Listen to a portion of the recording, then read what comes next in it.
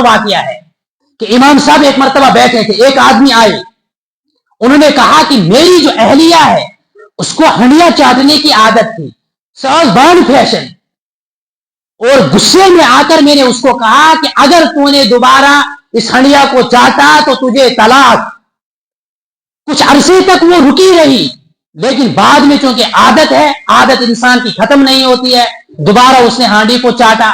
اب میں جتنے لوگوں کے پاس گیا سب نے کہا چونکہ تو نے طلاق کو معلق کیا تھا ہانڈی کے چاٹنے پر, اس نے ہانڈی کو چاٹا تو طلاق ہو گئی, طلاق پڑ گئی. امام صاحب نے کہا کوئی بات نہیں, اپنی اہلیہ کو بلاؤ. اہلیہ کو جب اس نے بلایا, امام صاحب نے اس سے ایک سوال پوچھا, بتاؤ بھائی, اس نے قسم کھائی کہ اگر تو نے ہانڈی چاٹی تو تجھے طلاق, تو نے کس طریقے سے ہانڈی کو چاٹا تھا؟ عورت نے کہا کہ میں نے ہانڈی میں انگلی ڈالی اور انگلی سے نکال کر جو کچھ سالن اس کے ساتھ لگا اس کو چاٹا. امام صاحب نے کہا طلاق نہیں ہوئی. وجہ یہ کہ اس نے ہانڈی کو نہیں چاٹا.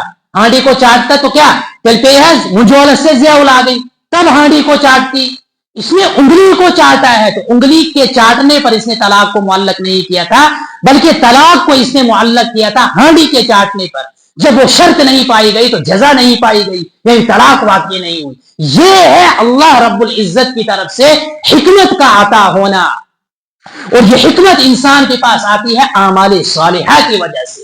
جب انسان کو اعمال صالحہ یہ دولت نصیب ہو جائے, انسان اعمال صالحہ کرنے لگے گا تو اللہ رب العزت اس کو حکمت عطا کریں گے. میں اگلی چیزیں جلدی